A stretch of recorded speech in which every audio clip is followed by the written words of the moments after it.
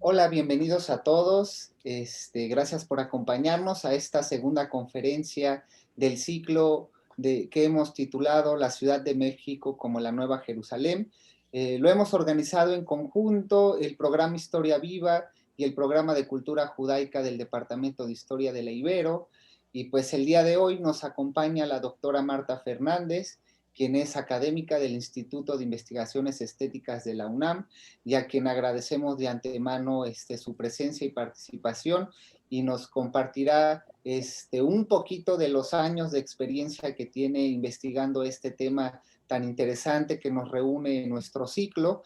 Quisiera decir simplemente que la sesión anterior, a cargo de la doctora Cosette Galindo, retomamos, bueno, empezamos a revisar ya algunos temas fundamentales para el conjunto de nuestro ciclo, que en este afán de seguir explorando la Ciudad de México como este gran texto que nos habla de muchas épocas y de muchas historias simultáneas, Cosette, la doctora Cosette nos habló un poco de la imagen y simbolismo religioso de la mujer del Apocalipsis y cómo ha sido identificada después con la Virgen María. También nos habló en específico de este elemento o esta idea que es la Nueva Jerusalén o la Jerusalén celestial, que nos ocupará el día de hoy con la presentación de la doctora Marta Fernández. Y finalmente nos introdujo la doctora Cosette en cómo estos dos elementos, la mujer del Apocalipsis y la Nueva Jerusalén, se reúnen en la imagen y en la devoción de la Virgen de Guadalupe y la Ciudad de México. Bueno, doy la palabra a la doctora Cosette, que les dará una breve semblanza académica de la doctora Marta Fernández. Y pues muchas gracias por acompañarnos y de nuevo bienvenidos. Gracias Marta, gracias Cosette. Gracias. Gracias, Gabriel. Muy bienvenidos todos a esta segunda sesión del ciclo de conferencias dedicado a la Ciudad de México como Nueva Jerusalén. Es un gusto dar la bienvenida a la doctora Marta Fernández, una reconocida estudiosa de la estética barroca, especialmente la arquitectura y la ciudad novohispana como proyección terrenal de la Jerusalén celestial. Nuestra insigne invitada obtuvo su doctorado en Historia del Arte por la Universidad Nacional Autónoma de México y es investigadora del Instituto de Investigaciones Estéticas, así como maestra en la Facultad de Filosofía y Letras de la UNAM. Ha sido profesora invitada en las universidades españolas de Sevilla, Valladolid y Santiago de Compostela, así como en la Universidad Nacional de San Marcos de Lima, Perú. Fue coordinadora de la sección de archivos y hemerotecas del Instituto de Investigaciones Estéticas y subdirectora de control del acervo patrimonial de la Secretaría de Hacienda y Crédito Público. Es miembro del Sistema Nacional de Investigadores, de la Academia Mexicana de Ciencias y del Comité Mexicano del ICOMOS, entre otros organismos. Entre los premios que ha recibido se encuentran el reconocimiento Sor Juana Inés de la Cruz 2013, y el Premio Universidad Nacional en el área de investigación en artes 2014, ambos otorgados por la UNAM. De sus libros publicados se puede mencionar Arquitectura y Gobierno Virreinal, Los Maestros Mayores de la Ciudad de México, siglo XVII, Retrato Hablado, Diego de la Sierra, un arquitecto barroco en la Nueva España, Artificios del Barroco, México y Puebla en el siglo XVII, Cristóbal de Medina Vargas y la arquitectura salomónica en la Nueva España, siglo XVII, la imagen del Templo de Jerusalén en la Nueva España, recintos parlamentarios, estudios sobre el simbolismo en la arquitectura novohispana y Teatro de Maravillas, la vida en la Ciudad de México durante la época virreinal, entre otros. Pues sería llevarnos una media hora hablando del currículum de la doctora Marta Fernández. Yo le quiero dar una especial bienvenida y darle la palabra para que sin más comience su conferencia. Muchas gracias.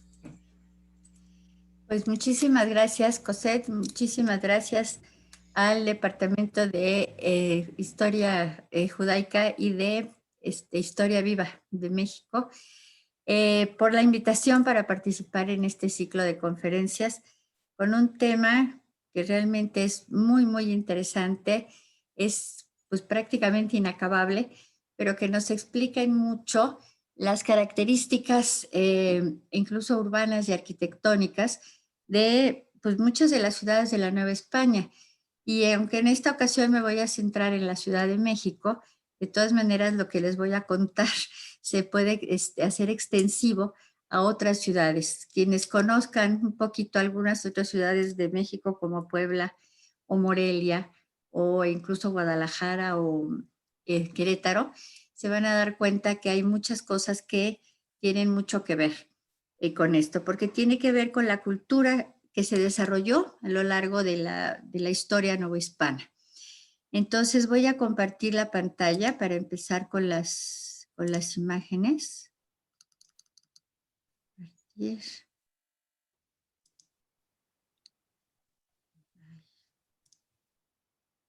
estamos. Muy bien.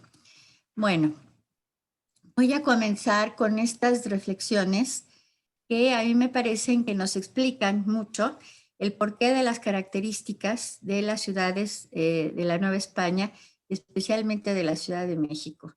Una es del doctor Antonio Bonet Correa, dice: la creación urbanística, más que una operación formal o un proyecto de diseño, es la realización de una manera de pensar y concebir la ciudad de acuerdo con la historia y la mentalidad de cada pueblo. Y la otra dice: las civilizaciones tradicionales solo pueden vivir en un espacio sagrado o en función de él. Esto nos explica todas las ideas que en el imaginario de los habitantes de la Ciudad de México en la época virreinal se fue desarrollando para llegar a tener una idea de sus ciudades muy concretas y especialmente como ciudades sagradas realmente. Debo decir que hablo de ciudades sagradas, vamos a hablar de la Jerusalén celestial, pero debo decir que hubo paradigmas, además de la Jerusalén celestial, otros dos que también fueron tomados en cuenta en la concepción de esta ciudad y en los elementos que le fueron agregando para concebirla como una ciudad sagrada, ¿no? Estos paradigmas, bueno, fueron en primer lugar la Jerusalén celestial, que es el tema que nos ocupa en este momento, con las características que vamos a ir desarrollando, porque algunas cosas las hicieron ex profeso para que se pareciera a la Jerusalén celestial, ¿no? Y otras las fueron adecuando a la mentalidad de ellos para cuadrarlas, digamos, con la idea de la Jerusalén celestial. Entonces vamos a irlas viendo despacio. La otra, desde luego, es la Jerusalén terrena, porque justamente es la ciudad donde vivió y murió Cristo, y entonces claro que es una ciudad, que fue una ciudad concebida, la Nueva España, como un paradigma de la ciudad. Además, en este lugar se encontraba el Templo de Salomón. El Templo de Salomón fue diseñado por Dios, y entonces fue también el paradigma de todas las iglesias que se construyeron en el cristianismo en general, tanto en Europa como en América, ¿no?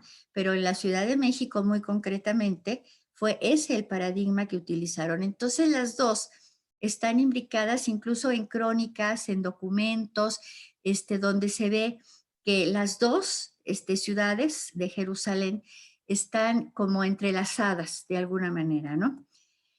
Y entonces así comienzan desde el siglo XVI a hablar de la Jerusalén, de la Ciudad de México como una Jerusalén. Entonces, desde un texto, la historia de los indios de la Nueva España, que se atribuye a Motolinía, dice justamente eso, ¿no? Que antes era, ¿cómo se llama? Pues una tierra de pecado propiamente, ¿no? Y después se convirtió en otra Jerusalén, madre de provincias y reinos. Misma afirmación que repite Fray Juan de Torquemada a principios del siglo XVII. Ahora, esta concepción de la ciudad sagrada se vio perfectamente, digamos, redondeada justamente con el culto a la Virgen de Guadalupe, de la que les habló Cosette la vez pasada, y que seguramente redondeará mucho mejor el doctor Rubial después, ¿no? Pero a mí lo que me interesa es que vean cómo las dos ciudades están entrelazadas en el imaginario de los novohispanos. Entonces, aquí es muy claro, habla David de la fundación de la iglesia con título de monte y de ciudad, profetizando la conversión de la gentilidad en ella. Fundas el monte Sión para alegría universal de la tierra. Esto se traslada misteriosamente, ¿no? Y este monte con título de Sión, según refieren las historias, con que le da licencia al de Guadalupe, que así pueda llamarse. El monte Sión evidentemente está en Jerusalén y en la Jerusalén terrena, vaya, en la Jerusalén que existe. Y obviamente la ubicación misma del santuario de Guadalupe en un monte, entonces hace que justamente se venga la imagen inmediatamente, ¿no? Y la relación que van estableciendo. Pero claro, también, y como nos acaban incluso de comentar, el mismo cronista, incluso Miguel Sánchez, nos habla de que justamente la Virgen de Guadalupe era la Virgen del Apocalipsis, ¿no? Y entonces la mujer vestida de sol y ¿cómo se llama? Con las estrellas, con la luna, etcétera, es México. Y entonces México, pues es eso, la mujer apocalíptica. Entonces estamos viendo que si es la misma, digamos, está en el mismo libro, nos damos cuenta de que justamente tanto la Jerusalén terrena como la Jerusalén celeste están en el mismo, incluso en el mismo texto, ¿no? Y en el mismo imaginario de los ciudadanos de aquel tiempo. Entonces, incluso, bueno, en este cuadro es muy claro, ¿no? La visión de San Juan en Patmos, Tenochtitlan. Es un título curiosísimo, ¿no? Pero ahí está la Virgen de Guadalupe como mujer apocalíptica. Entonces, bueno, esas eran las dos principales, digamos, dos principales paradigmas.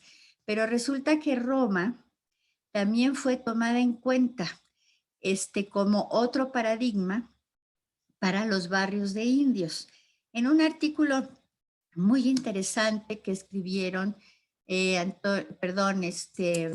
doctor Rubén Romero y la maestra Juana Gutiérrez, sobre, justamente se tituló así como lo puse en la pantalla anterior, La Roma del Nuevo Mundo, hacen justamente esta vinculación porque los nombres que les pusieron a los barrios de los indios tienen que ver con las basílicas importantes, digamos, de Roma. Entonces, San Juan de Letrán, San Pedro del Vaticano, Santa María la Redonda o Santa María la Mayor, San Pablo Extramuros, Santa Cruz de Jerusalén, San Sebastián y San Lorenzo, ¿no? En México, digamos, el símil que se hizo fue así. San Juan de Letrán sería San Juan Moyotla, San Sebastián Atzacoalco, San Pablo Extramuros, San Pablo Teopan y Santa María de los Mártires o Santa María la Redonda, pues Santa María la Redonda, ¿no? Entonces, esto siempre fue así. Lo mismo, el Colegio de San Juan de Letrán tiene que ver justamente con la Basílica de San Juan de Letrán y además, pues incluso hasta la calle le dio nombre, ¿no? Hasta el siglo XX que decidieron cambiarle por Eje Central Lázaro Cárdenas. Entonces, bueno, entonces ese era el concepto de ciudad que tenían, una ciudad sagrada que iba entre la Jerusalén celeste, la Jerusalén terrena y Roma, como sede obviamente del cristianismo occidental. Bueno, la traza de la ciudad. Esto, según los textos bíblicos, la ciudad, la Jerusalén celestial, estaba asentada sobre una base cuadrangular y su longitud era tanta como su anchura, siendo iguales su longitud, su latitud y su altura. Era literalmente un cubo, ¿no? Entonces esto hizo que las ciudades que tienen traza endamero o traza ortogonal se hayan asimilado tradicionalmente a la Jerusalén celeste. Bueno, la Ciudad de México fue trazada así. No voy a entrar en la polémica de que si tuvo que ver Alberti con la traza de la ciudad o fue la traza de Tenochtitlan la que, digamos, adaptaron a este tipo de traza, ¿no? El caso es que quedó como una traza ortogonal. Y entonces esto les facilitó a los novohispanos la concepción, perdón, es que el anterior es el cuadro original, aunque la foto es horrible, y este es una litografía que se mandó a hacer en el siglo XIX. Pero lo que me interesa es que vean que las calles siempre estuvieron trazadas así, y de hecho hubo varias disposiciones para que se conservaran de esa manera, y cualquier edificio que rebasaba la traza de las calles inmediatamente era derribado, porque a ellos les interesaba mantenerla así, precisamente porque eso la podían equiparar muy fácilmente con la Jerusalén celeste, ¿no? Entonces, bueno, y es así como felizmente la conservamos hasta nuestros días. Entonces, esa traza nunca se perdió porque esa fue la voluntad de los novohispanos. Ahora, la Plaza Mayor. Debo decirles que justamente Antonio Bonet Correa decía que las plazas mayores de España eran plazas excéntricas, bueno, son plazas excéntricas, que no, se abrieron literalmente donde estaban los mercados y básicamente cerca de las puertas de acceso a las ciudades. Y edificios de gobierno, pues no, salvo algunos que llegaron a poner, pero en realidad nada que ver. En cambio, las plazas mayores de América en general, de la América virreinal, decía Bonet Correa literalmente, son generadoras de ciudades o fueron generadoras de ciudades, porque fue a partir de la Plaza Mayor donde se trazaron todas las ciudades, todas las calles. Pero además, en las plazas mayores de toda la América virreinal estaban y están todavía, sobre todo en México, los principales edificios de gobierno civil y gobierno religioso. El gobierno civil, tanto lo que era la parte virreinal, digamos, el gobierno virreinal, como el gobierno municipal, ¿no? De la Ciudad de México concretamente. Estaban también lugares para impartir justicia, como los tribunales y las cárceles, ¿no? Estaba la Picota también en la Plaza Mayor, ahí se instaló también la Picota, además de la Fuente, que después se convirtió en Cuatro Fuentes, pero ahí estaba todo, el mercado, todo se hacía ahí, ¿no? Entonces, esto es importante. Bueno, este es uno de los planos más antiguos más bien el más antiguo de la Plaza Mayor de México, donde se ve perfecto cómo estaba el gobierno eclesiástico con esta es la primitiva Catedral de México, las casas de Hernán Cortés, el portal de mercaderes. De este lado, aquí no se ve, se va a ver en el otro plano, el ayuntamiento y o sea, las casas de cabildo de la Ciudad de México, el portal de las Flores y, por supuesto, el Palacio Virreinal. Por aquí estaba también el arzobispado, en este edificio estaba el arzobispado. Aquí se ve el arzobispado, aquí está la catedral renovada. Estas son las columnas de la actual Catedral de México. Otra vez el Palacio de Hernán Cortés, portal de mercaderes, el Cabildo de la ciudad, portal de las Flores y el Palacio Virreinal, ¿no? Tal cual. Entonces aquí el mercado, después se hizo el Parián también, y les digo, incluso pusieron la Picota y todo, ¿no? Entonces, ¿por qué? ¿De dónde salía la idea de que la Plaza Mayor de México, o las plazas mayores de la Nueva España, estuvieran los edificios de gobierno, si no era la tradición de España? Entonces, ¿de dónde podía haber venido esa tradición? Bueno, desde mi punto de vista, esto surgió desde la idea de los franciscanos, ¿eh? Porque si ustedes van a cualquier pueblo, cualquiera, de México, del territorio mexicano, se van a encontrar con lo mismo. Allí está el gobierno religioso, que era obviamente el convento, ¿no? Estaba el gobierno civil, estaban también las cárceles y todo pegado al edificio del gobierno civil de ahí, y estaba a veces un lugar para impartir justicia. Se dice, por ejemplo, que en Tepeaca, ¿cómo se llama? El edificio que está al centro de la plaza, era, ¿cómo se llama? Un lugar para impartir justicia, o la tercena de Meztitlán. Dicen que pudo haber sido para lo mismo, ¿no? Entonces, para mi gusto así. ¿Y por qué?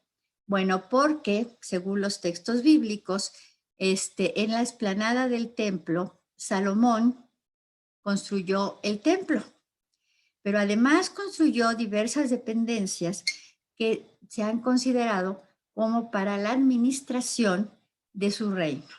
Además de su palacio, claro, en el palacio virreinal vivían los virreyes, ¿no? Entonces, era, digamos, la misma idea, la misma concepción. Entonces, de mi punto de vista, debieron de haber tomado de la, digamos, de la propia explanada del templo que construyó Salomón, que abrió Salomón, donde construyó el templo, la idea de hacer plazas de esa naturaleza. Y pienso que fueron los franciscanos los que debieron de dar origen, digamos, a esa idea. Entonces, claro, ahora la Jerusalén celestial dice así: pero templo no viene ella, pues el Señor Dios Todopoderoso con el Cordero era su templo. Bueno, la Catedral de México, igual que todas las iglesias, capillas capillas que se construyeron a lo largo de la época virreinal, pretendieron ser una reconstrucción hipotética del Templo de Salomón. Primero son eso desde el punto de vista conceptual, siempre son el Templo de Salomón, pero además son la casa de Dios y la puerta del cielo. Traje esta imagen de Coyoacán, del San Juan Bautista de Coyoacán, porque en el friso está exactamente la inscripción que indica lo que es una iglesia, lo que era la concepción que se tenía, ¿no? Y que se debe de tener, teóricamente, en la actualidad, sobre lo que es una iglesia. Es la casa de Dios y la puerta del cielo. Esto nos regresa a la Jerusalén celestial. Entonces, no vi templo en ella porque Dios Todopoderoso con el Cordero era su templo. El Cordero está dentro de estos templos, ¿sí? Entonces eran las dos cosas. Entonces era el templo de Salomón, sí, pero era la casa de Dios y obviamente la Jerusalén celestial. Bueno, el santuario de Guadalupe, esto que les dije de la catedral se repite lo mismo en el santuario de Guadalupe y en todas las iglesias. Pero quise traer esta cita porque aquí dice claramente, según un predicador anónimo, que se encontró justamente esta cita, se encontró en los documentos, la encontró Jaime Cuadrillo en los documentos del archivo de la Basílica. Dice: el santuario de Guadalupe que se construyó entre fines del 17 y principios del 18, dice, será, según la devoción de todos, un segundo templo de Salomón en la fábrica, lucimiento y riqueza. Será el más decente palacio de estas dos majestades, de María en su inmaculada imagen y de Cristo sacramentado. Es la concepción que se tenía. Ahora, ambas, tanto la catedral como el santuario de Guadalupe, tienen características en las que no me voy a detener ahora, que digamos, denotan justamente esa intención, que son reconstrucciones hipotéticas del templo de Salomón, y muchas de nuestras iglesias también. Bueno, ahora, en el santuario de Guadalupe, ahí empieza toda la sacralización de toda la ciudad, ¿no? Construyeron o levantaron, vaya, lo que conocemos como los misterios, en la calzada de los misterios. Eran los misterios del Rosario. Entonces, su finalidad era, como decía Francisco de Florencia, llevar, ¿no?, el camino hasta, ¿cómo se llama?, el santuario de la Ciudad de México, hasta el santuario de Guadalupe. Y entonces, como una vía sacra, dice, pero más apacible. Esto quiere decir que la equipara con la vía sacra que los franciscanos reconocieron en Jerusalén, ¿no? Entonces era la intención que se tenía. Eran 15 los misterios del Rosario, 15 los padrones que se levantaron a lo largo de toda la calzada. Desgraciadamente, como la calzada fue abandonada como acceso al santuario de Guadalupe y se cambió por la calzada de Guadalupe, entonces los misterios están propiamente abandonados. Desgraciadamente se están destruyendo. Estas fotos son antiguas porque la verdad no me atreví a traer las nuevas porque están en pésimo, pésimo estado.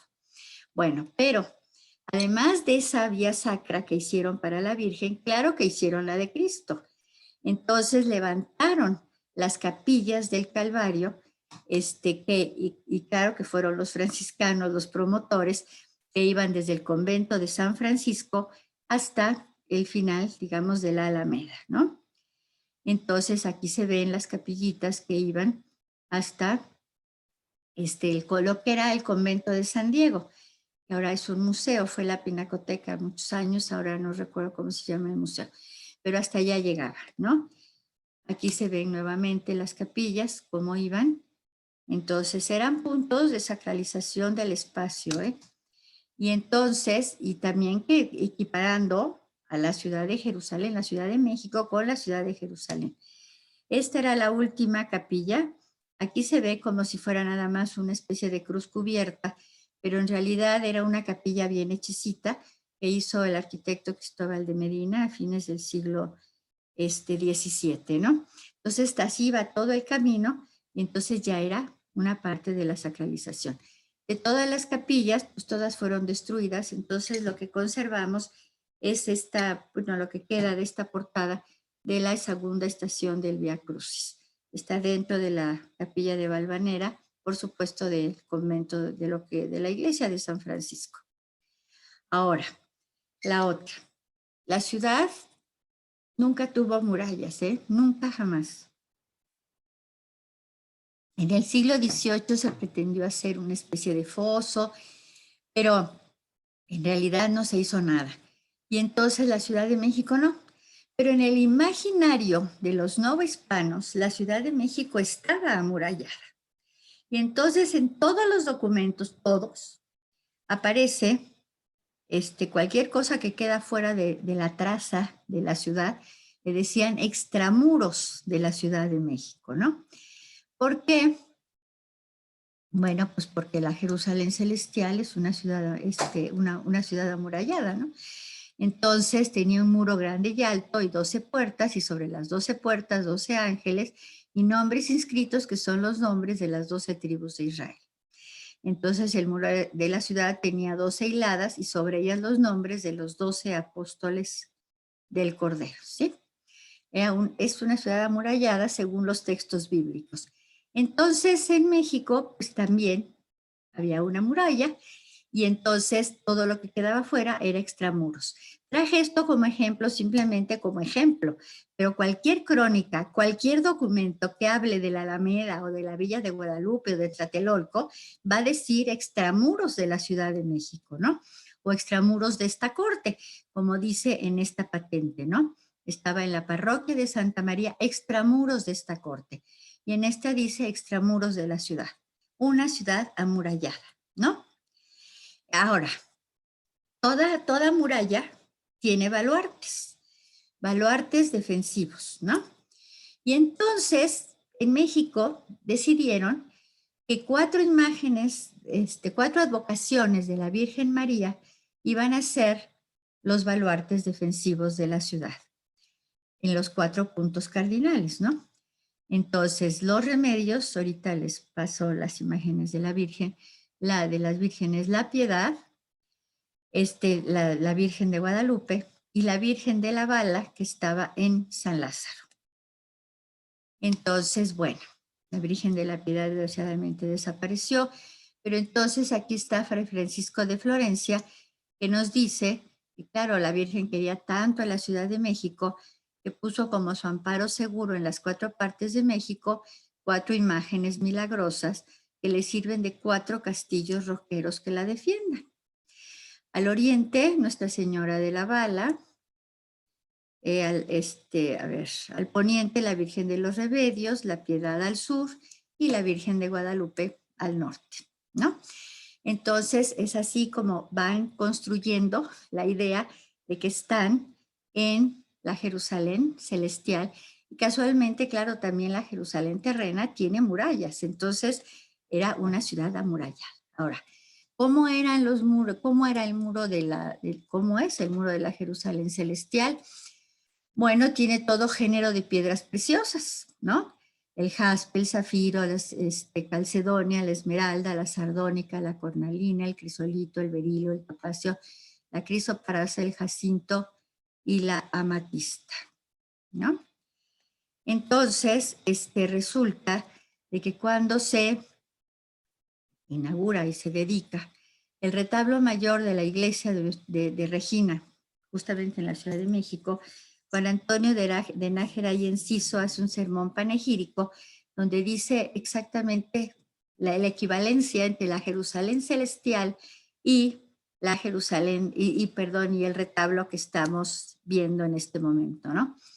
Aquella Jerusalén tenía 4 ángulos y hoy María está entre los 4 místicos ángulos que son los evangelistas.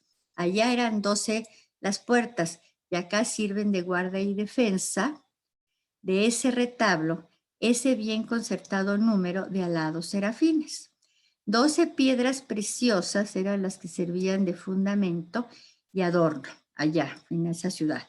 Y acá adornan este colateral otras 12 preciosas piedras que tienen las mismas prerrogativas que aquellas.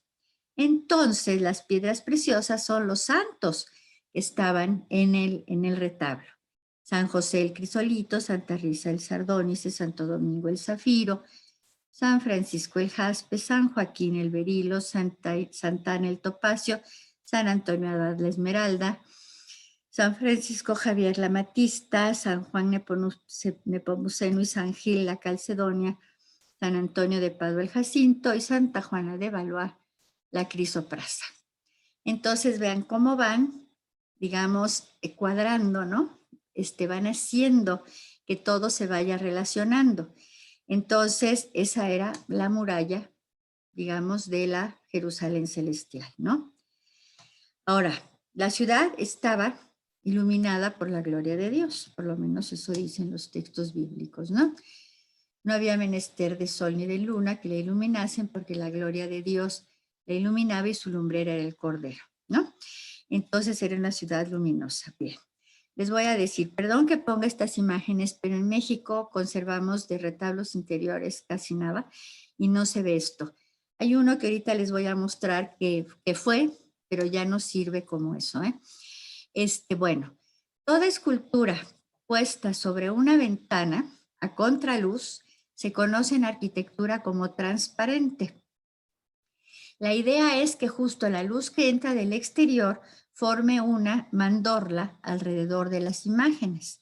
Entonces, eso es un transparente, ¿sí? Bueno, en México, en la Ciudad de México, tuvimos uno que era este. Entonces, seguramente el más antiguo de todos.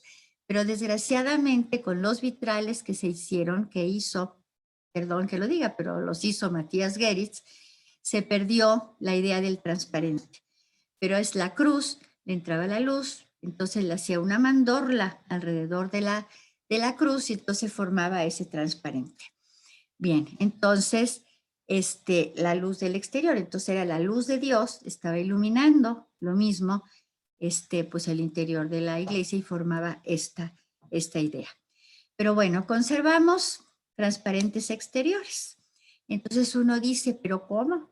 Porque en el exterior, ¿no? Entonces está la imagen, en este caso la Virgen de Guadalupe, sobre la ventana. Y entonces, claro que se forma una mandorla, por supuesto simbólica, porque el interior de la iglesia es la Jerusalén celestial, ¿sí? La casa de Dios y la puerta del cielo. Entonces la ciudad luminosa hace que la luz salga, se proyecte, ¿no? En la ventana y entonces claro que se forma una mandorla, pero no la vemos porque físicamente no existe, pero no importa, simbólicamente sí. Y entonces los novohispanos pues pusieron a la Virgen contra las ventanas en las portadas, ¿no? En este caso podía ser una cruz como en el Pocito, o podía ser o la Virgen de Guadalupe, también como en el Pocito, podía ser a cualquier otra imagen. En este caso está San Agustín, porque el convento de San Lorenzo era de orden agustina. Entonces está San Agustín y la ventana, ¿no? Entonces, claro, toda la iglesia era el templo de Salomón también, pero era la Jerusalén celestial. La luz salía y la mandorla se formaba alrededor de las imágenes, ¿no? En este caso, la Virgen del Pilar sobre la ventana en la iglesia, que se conoce como la enseñanza, ¿no? Bueno, ahora la ciudad era de oro. Eso dice la Biblia. La ciudad de oro puro, semejante al vidrio puro, ¿no? Y así la representa. Aquí está un poco más exagerado el oro que la imagen real, ¿no? Pero de todas maneras es una ciudad de oro la que representa Martín de Vos en este cuadro. Y entonces, ¿cómo se hace una ciudad de oro? Pues así. Entonces, los retablos dorados significa la Jerusalén celeste, la ciudad de oro, que es la Jerusalén celestial. También significan los muros dorados del templo de Salomón, porque el templo de Salomón tenía muros dorados. Entonces, representa las dos cosas, porque además en simbolismo nunca son excluyentes, ¿eh?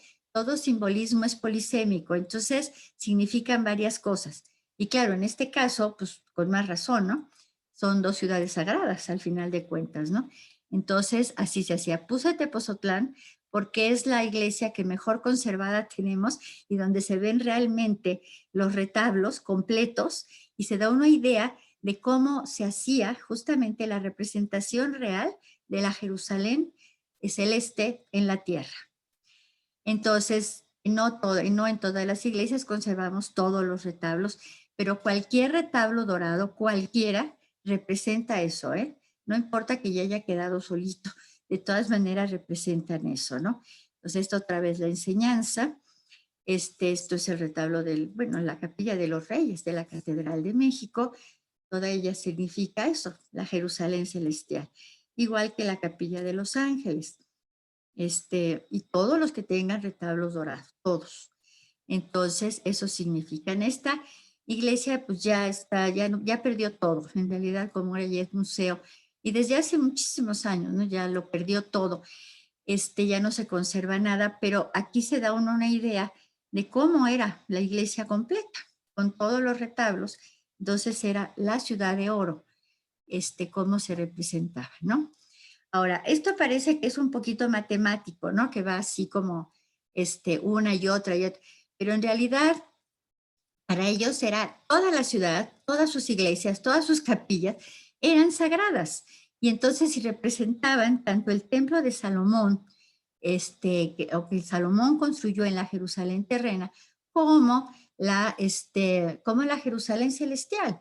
Entonces eran las dos cosas, digamos, ¿no? Las dos ciudades en la Ciudad de México. Entonces México era toda una ciudad sagrada y hubo muchos signos que construyeron y que hicieron para decir esto es una ciudad sagrada y sacralizaron todos los espacios, empezando por las portadas retablo. Todas nuestras portadas son retablos en la calle. Entonces, yo le comentaba con Cosette antes de que comenzara la plática, que son los libros de los iletrados, ¿no? Finalmente, pero además son también signos de sacralización de un espacio, porque el espacio sagrado no tiene que ser solamente de puertas adentro, también es de puertas afuera, ¿no? Y entonces aquí tenían, bueno, en todas nuestras portadas todo. Cuando son salomónicas, cuando tienen este tipo de columnas, que son las salomónicas helicoidales, entonces, bueno, pues con más razón, estamos en el templo, este es el templo de Salomón, es la Jerusalén celestial, pero además la misma calle, lo es, ¿no? Y entonces ahí está, en la Catedral de México, por supuesto, se puso esto. San Agustín, por ejemplo, aquí esta iglesia que se reconstruyó en el siglo fines del 17 después de de un incendio que sufrió la iglesia. Bueno, es muy interesante, sobre todo el relieve central. El relieve es del siglo XVI, sobrevivió junto con su marco, quién sabe por qué.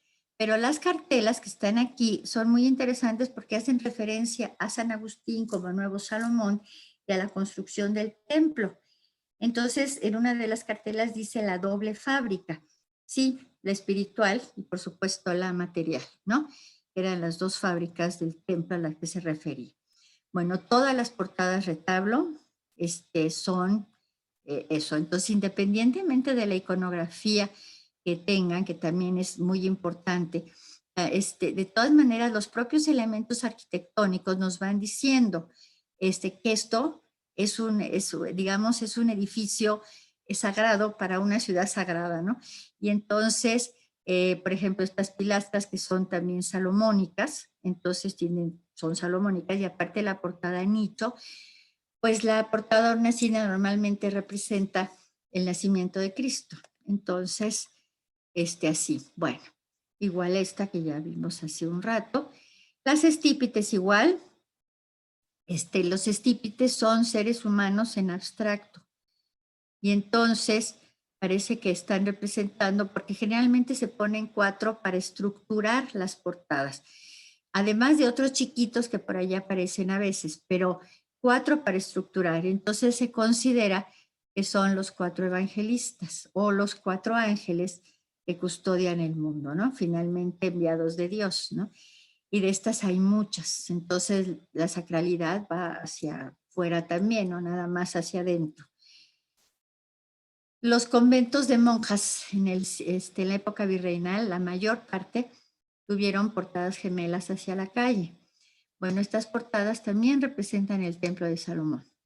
Entonces, porque según los textos bíblicos, entonces, ay Dios, hizo a la entrada del templo postes de madera de olivo cuadrangulares y 2 puertas de madera de abeto, una a un lado y otra a otro. Y ambas puertas eran de 2 hojas que se abrían sin desunirse. Tal como está aquí, tal cual, igualito. Y así se repite en muchísimas obras. Entonces están viendo el templo de Salomón, están viendo la Jerusalén celestial, viven en la Jerusalén celestial, ¿no? Y todo el espacio les está indicando este tipo de cosas. Ahora, en las iglesias y en las capillas pusieron además estos relieves, a veces en el ábside, a veces en los muros laterales, que se conocían en la época virreinal como estampas, así se les llamaba. Lo interesante es que estas estampas daban nombre a las calles. Entonces ese recordatorio lo tenían siempre.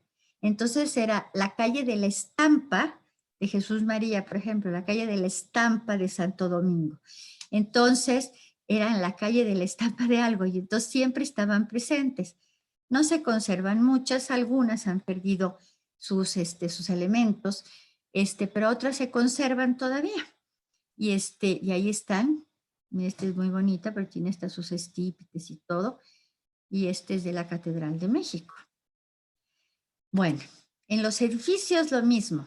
La arquitectura civil, lo mismo, ¿eh?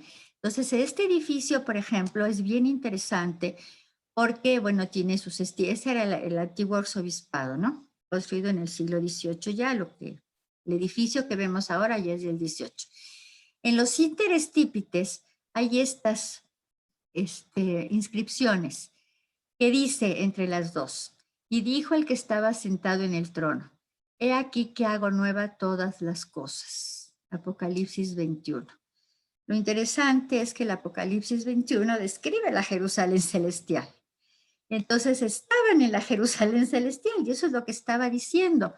Entonces empieza así empieza el relato, como ver descender la Jerusalén y dijo, y el versículo 5 es exactamente lo mismo, ¿no? Y dijo el que estaba sentado en el trono, he aquí que hago nuevas todas las cosas.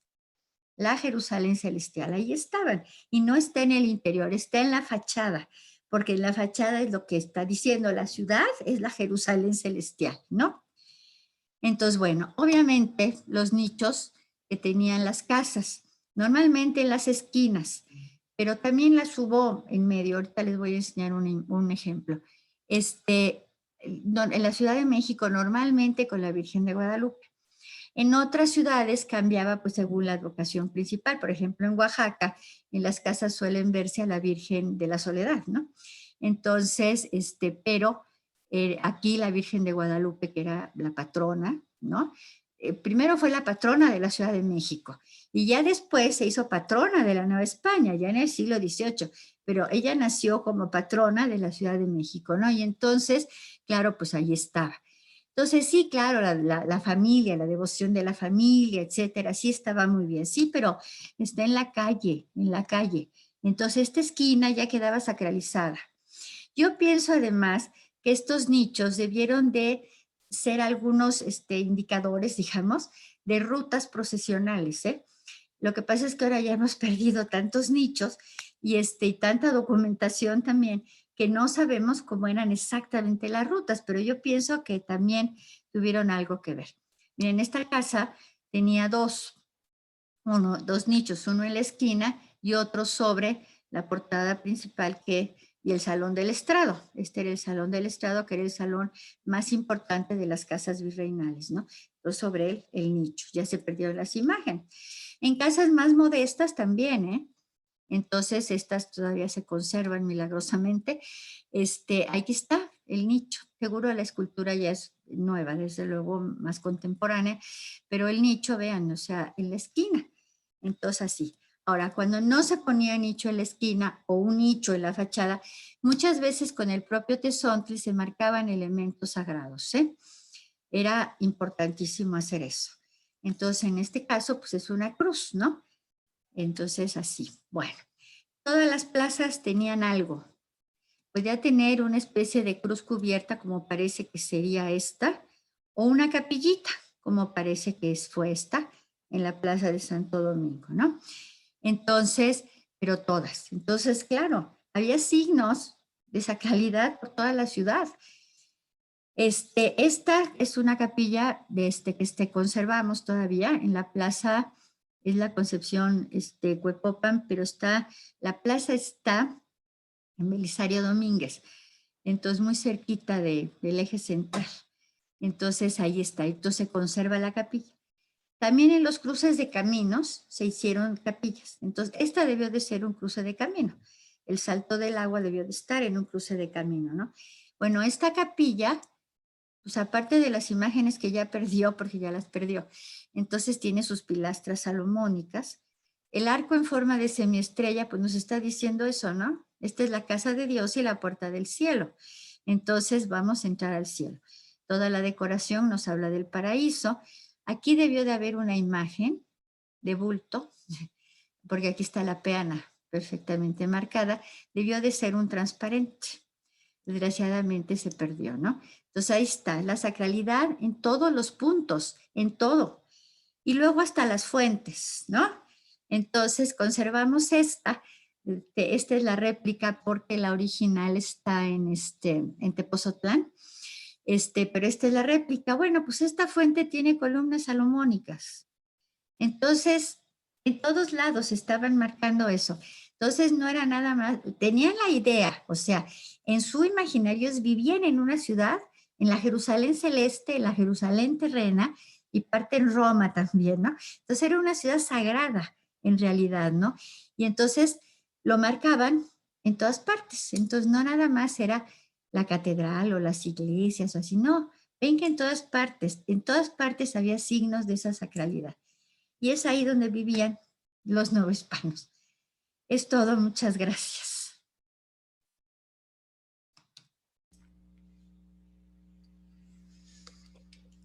Muchas gracias, doctora Marta, de nuevo por compartirnos y por acompañarnos en esta tarde. Es fantástica pues esta exposición que nos muestras estos elementos, esta reiteración de una retórica que se traduce en un texto urbano, de alguna manera, y que tan próximo a nosotros, pero también tan invisible si no es por esta guía, pues, de los especialistas que queremos divulgar, pues, el conocimiento de la ciudad. De nuevo, muchas gracias. Tenemos algunas preguntas del público. Voy a dar lectura a algunas de ellas, si te parece, Sí, claro. porque aquí en el chat están medio desordenadas, pero bueno, les pido paciencia y tengo aquí dos a la mano. La primera dice, doctora, la ciudad amurallada que, ay, es que se me están moviendo, la ciudad amurallada que se ven en el cuadro de Villalpando en la sacristía de la Catedral de México, la aparición de San Miguel, es otra representación de la Ciudad de México como la Jerusalén celestial. Sí. Muy bien. Sí, Alejandra Cortés nos comenta, pregunta, ¿en la iglesia de San Francisco Javier en Tepozotlán también se les llamaría transparentes a los retablos? Híjole, ya no me acuerdo si tienen esculturas sobre las ventanas, la verdad. No lo recuerdo. Creo que no, ¿eh? Creo que no tienen esculturas sobre las ventanas. El chiste es que la ventana, tiene que haber una escultura sobre, o sea, frente a una ventana para hacer contraluz. En ese momento se forma un transparente. Entonces, así, pero yo ahorita de verdad, miren que he ido muchas veces a Tepozotlán, pero no recuerdo ese detalle. No sé si en las del crucero, pero creo que no, ¿eh? Tiene que haber una ventana a fuerza. Y entonces ahí la escultura y la luz que entre es como se hace el transparente. Muchas gracias, doctora. Hay una nueva pregunta más. Doctora, entonces, el tetramorfos que se representa en el templo, ¿qué simbolismo tiene? Gracias. El tetramorfo son los 4 evangelistas. Eso es lo que representan en realidad, ¿no? Vienen desde luego de la concepción apocalíptica que tuvo Ezequiel de la Nueva Jerusalén también, pero adoptado ya por Juan, entonces ya para el cristianismo, los representan a los 4 evangelistas. Por eso cuando hay pinturas o esculturas, bueno, a cualquier representación de los evangelistas está el personaje con un animalito, ¿no? Entonces ese animalito es el tetramorfos. Fantástico. Con el niño, ¿no? No sé, Cosette, si tú ves alguna otra pregunta, creo que ya lo... Sí, de Heréndira Sánchez dice, ¿es la Basílica de Guadalupe realmente el segundo templo de Salomón? Sí, perdón.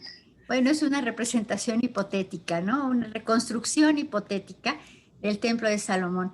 La historia de las representaciones hipotéticas del templo es la historia de la arquitectura cristiana, ¿eh? O sea, tal cual. Todas las iglesias pretendieron ser eso, porque el templo de Salomón pues, fue diseñado por Dios. Entonces era el paradigma natural de todas las iglesias. Pero claro, una cosa es lo que dice la Biblia y otra cosa también es lo que dicen las tradiciones. Y entonces, y leyendas que se fueron agregando, y entonces eso fue haciendo de estas representaciones algo riquísimo, que luego no tiene nada que ver una cosa con otra y tampoco tienen que ver con los textos bíblicos, tampoco, y no importa tampoco. Entonces se va haciendo así. Entonces, por ejemplo, la Basílica de Guadalupe, ustedes saben que es la única iglesia en México que tiene 4 torres, ¿no? Entonces, igual que el Pilar de Zaragoza, tiene 4 torres. De hecho, debo decirles que, aunque es más chiquita nuestra basílica, se parece bastante al Pilar de Zaragoza en varias cosas, pero entre ellas las 4 torres, ¿no? Bueno, las 4 torres se llegaron a considerar reconstrucciones del Templo de Salomón porque en algún momento en la iglesia de Santa Sofía de Estambul, lo que era Constantinopla, se dijeron, se creyó, pues eso también se pensó, que esa era una reconstrucción hipotética del templo de Salomón, ¿no? Entonces, en una de las reconstrucciones, resulta de que, primero se llegó a decir eso, ¿no? Justiniano fue el que dijo, Salomón, te he superado. Ah, no, bueno, pues entonces, ya que lo había superado, entonces resultaba que eso era el templo de Salomón. Pero cuando llegaron los musulmanes, pusieron 4 minaretes alrededor de Santa Sofía. 4 minaretes todavía se conservan ahí, ¿no? Ah, pues alguien, como eso ya era la reconstrucción hipotética del templo de Salomón, o era el templo de Salomón, a alguien se le ocurrió que los 4 minaretes también. Y entonces las 4 torres se convirtieron en reconstrucciones hipotéticas del templo de Salomón. Y entonces uno dice, ¿por qué? Bueno, pues porque así fue construyéndose, digamos, este tipo de reconstrucciones. Las cúpulas, yo ya no me metí a las cúpulas octagonales de nuestras iglesias, pero todas nuestras cúpulas octagonales representan el templo de Salomón, todas. ¿Por qué? Porque en la Jerusalén real hay una mezquita, ahora es mezquita, ¿no? Y realmente se construyó como mezquita, de planta octagonal con cúpula al centro, que sustituyó al templo construido por Salomón. Pero resulta que los musulmanes dijeron, esto en la época medieval, cuando llegaron los cruzados, que era la reconstrucción que ellos habían hecho del templo de Salomón. Entonces, la versión que dieron los soldados cuando llegaron a Europa no fue esa, Los musulmanes reconstruyeron, no. Dijeron, encontramos el templo de Salomón. ¿Cómo que encontraron? Ese templo fue destruido, en definitiva fue destruido primero por Nabucodonosor, el verdadero templo de Salomón, ¿no? Y el otro, el que reconstruyó Herodes, en el año 70 después de Cristo. Pero bueno, encontraron el templo de Salomón. ¿Y cómo es el templo de Salomón? Pues así, de planta octagonal y con una cúpula y al centro dorada. Entonces, pues ya. Entonces, todas las cúpulas octagonales que tenemos en la Nueva España, bueno, en México, que fue la Nueva España, pero en todo el territorio, el 90%, 99% más o menos, son octagonales. ¿Por qué? Porque representan el templo de Salomón a través de esa leyenda. Entonces, claro que sí, todas son reconstrucciones hipotéticas y cada una tiene sus propios elementos, ¿no? Entonces, por ejemplo, la Basílica de Guadalupe no es igual a la Catedral de México, aunque se parecen, ¿no? Tienen sus propios elementos que nos indican esto era el templo de Salomón, ¿no? Entonces, pero sí, todos pretendieron ser eso, aunque uno diga, ay no, pero los textos bíblicos no dicen eso. No importa, no importa para nada. En todo el mundo fue igual, Doctora, bueno, yo tengo una pregunta. Muchas gracias por su exposición. Aquí, Cosette. Sí, José. Me pareció interesantísimo, importantísimo que nos hablara de esta sacralización constante de los espacios. Y yo le preguntaría, bueno, ahora que estamos en un tiempo ya mucho más de desacralización, donde las urbanizaciones se van creciendo y ya no hay un centro que irradie esa sacralidad, pues ¿cómo lo observa usted, ¿no? Por un lado. Y por otro, en la Plaza Mayor, en el Zócalo, cuando se coloca ahí el Palacio Nacional y otros poderes ya digamos seculares, ¿qué significaría eso? Digamos, ¿se están sacralizando esos poderes civiles o qué significa que se coloquen en ese mismo espacio? No, bueno, lo que pasa no es al revés, más bien es al revés. En realidad, el gobierno civil estaba vinculado al gobierno religioso. Entonces, estaban imbricados los dos. Entonces, por eso era importante estar más bien juntos, entonces cerca. Entonces, no se contraponía para nada ni se secularizó nada. En realidad, justo el gobierno religioso, que era el más importante, pues ahí, ¿no? Tenía que estar ahí. Y y claro, los gobiernos civiles, pues cerca del poder religioso, ¿no? Entonces era más bien al revés. Más bien los poderes civiles tenían que estar cerca del religioso, ¿no? Entonces, por eso me imagino que se pensó de esa manera, porque además, si es verdad mi hipótesis de que fueron originalmente los propios franciscanos los que se idearon esto, pues en los pueblos que ellos evangelizaron, entonces, con más razón, ellos eran en ese momento el poder político, digamos, más importante, ¿no? El poder gubernamental más importante. Y desde luego en las ciudades también, o sea, así era. Entonces, todo, digamos, tenía que pasar por el filtro del arzobispo, del obispo de ese momento, ¿no? O sea, los virreyes no se gobernaban tampoco solos. O sea, siempre estaba como que el arzobispo, el cabildo eclesiástico por ahí presente, ¿no? Bueno, y en cuanto a la desacralización actual, bueno, pues es como natural. O sea, los tiempos han cambiado mucho y así es como se ha desarrollado, digamos, la historia, ¿no? Es natural. Pero yo creo que, de todas maneras, más bien a partir de las comunidades, o sea, pensemos en una ciudad como esta, por ejemplo, ¿no? O a nivel país, no. A nivel comunidades, yo pienso que se sigue conservando mucho, ¿eh? Todavía la palabra del fraile, o digo del cura, ¿no? Todavía cuenta bastante, ¿no? Y en algunos casos del fraile, porque del barrio de los Reyes de Coyoacán, que son mis vecinos, todavía los frailes franciscanos tienen bastante fuero, ¿eh? Entonces yo creo que a nivel, digamos, local, de pequeñas comunidades o de pueblos, todavía se conserva bastante. Hay pueblos de Oaxaca que todavía tienen capillas posas, construidas hace poquito, ¿eh?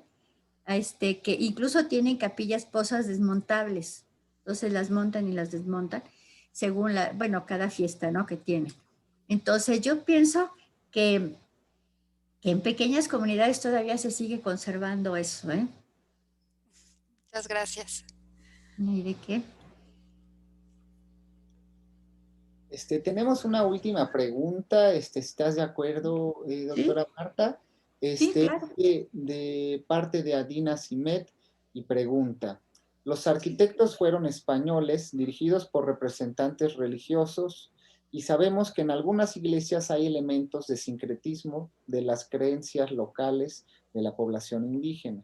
¿Qué sabemos de la reacción ante el simbolismo sacralizado para los locales? El simbolismo sacralizado. Bueno, yo pienso que justamente, digamos, el núcleo o el centro de un sincretismo es justamente la imbricación de las dos creencias, ¿no? Entonces, lo que sabemos es que los frailes evidentemente adoptaron bueno, no muchos, pero algunos de los elementos sagrados de los indígenas, de la misma manera que los indígenas fueron absorbiendo todo lo que les enseñaban los españoles. Y los frailes los adoptaron así precisamente para hacer partícipe a la comunidad de los indígenas, ¿no? Por ejemplo, en las cruces atriales, en algunas cruces atriales, se pusieron espejos de obsidiana en el lugar de la cabeza de Cristo, ¿eh? Y entonces uno dice, ¿cómo? Si esto era indígena, ¿no? ¿Cómo es posible? Pues sí, pero era sagrado, ¿no? El espejo de obsidiana era sagrado. Bueno, pues a los frailes no les pareció mal. Y así los indígenas seguramente entendieron mejor lo que era la sacralidad para ellos, para los frailes, ¿no? Y entonces irlos involucrando en esta tradición. Yo pienso que fue así, más o menos. Ahora, en relación con los arquitectos, pues sí, al principio obviamente eran españoles y hubo muchos arquitectos españoles muy importantes que trabajaron aquí hasta el siglo XVIII. Pero hubo otros muchos que también fueron novohispanos, nacidos en la Nueva España, algunos en la Ciudad de México, que hicieron obras muy importantes. Cristóbal de Medina nació en la Ciudad de México, Pedro de Arrieta y Miguel Custodio Durán nacieron en el Real de Minas de Pachuca, eso de los que mencioné, ¿no? Entonces, Luis Gómez de Trasmonte, que era hijo de Juan Gómez de Trasmonte, nació en Extremadura, España, pero su hijo nació en la Ciudad de México, Luis Gómez de Trasmonte, y fue maestro mayor de la catedral. Entonces, realmente hubo de todo. La cultura novohispana se formó realmente como una cultura, bueno, a Gorman la llamaba criolla, ¿no? La pueden llamar mestiza si quieren, pero es una cultura que se formó con pues la combinación, ¿no? Y la mezcla de la cultura local con la cultura europea, ¿no? Y ya los novohispanos que nacieron aquí y que se criaron aquí, bueno, pues compartieron obviamente las mismas, ¿cómo se llama? creencias, inclusive reforzaron muchas cosas. Por ejemplo, ellos fueron los que lograron, digamos, que el pasado prehispánico dejara de verse como demoníaco, ¿no? Para entonces volverse el pasado clásico de ellos, ¿no? Entonces, porque era su tierra y era aquí, ¿no? Y entonces cuando vinieron los descubrimientos, por ejemplo, ya en el siglo XVIII, ¿no? Pero los descubrimientos de la Coatlicue, el calendario azteca en la Plaza Mayor, bueno, pues ya no los tiraron ni los rompieron, los guardaron. Entonces los conservaron, incluso hasta para estudio, algún análisis, ¿no? Como León y Gama, que se dedicó a estudiar la Coatlicue. Y entonces, esto importante, el conde de Santiago de Calimaya, que ya era novohispano, el primer conde de Santiago de Calimaya era primo de Hernán Cortés, o sea que vino de España, pero ya en el siglo XVIII el conde era de aquí, había nacido aquí, ya tenía generaciones de gente de aquí. Entonces él encontró, cuando estaba Guerrero y Torres arreglando su palacio, pues encontró la cabeza de serpiente que todavía vemos en la esquina del palacio, que ahora es el Museo de la Ciudad de México, ¿no? Entonces ahí está todavía de adorno. Él la mandó poner, le dijo a Guerrero y Torres que obviamente no la tirara y que la pusiera para testimonio, ¿no? Entonces, pues así es como se fue haciendo la cultura novohispana, un poco de las dos cosas, pero nació otra cultura diferente, ¿no? Que es de la que nosotros descendemos al final de cuentas. Muchas gracias. En nombre del Departamento de Historia, del programa Historia Viva y del programa de Cultura Judaica de la Ibero, le damos agradecemos mucho a la doctora Fernández por su tiempo y por compartirnos esta espléndida exposición. Los invitamos a acompañarnos el próximo jueves con nuestra conferencia de clausura que impartirá el doctor Antonio Rubial para seguir ahondando en este tema tan interesante que nos reúne y un poco hacer más clara esta distinción o transformación de la misma idea de la Jerusalén celestial, de la Jerusalén franciscana, la Jerusalén guadalupana. Y pues bueno, sin mayor despedida, nos esperamos próximamente para seguir con nuestro ciclo y estamos a sus órdenes. Gracias, Cosette. Gracias, Muchísimas doctora. gracias, doctora Marta Gracias. Fernández. Un Gracias privilegio a tenerla aquí y cuando guste, esta es su casa. Gracias. Muchísimas gracias a todo el público que nos acompañó también. Que sigan teniendo muy buena tarde. Gracias a todos, ¿eh? Gracias. Hasta luego. Hasta la próxima. Hasta la próxima, sí.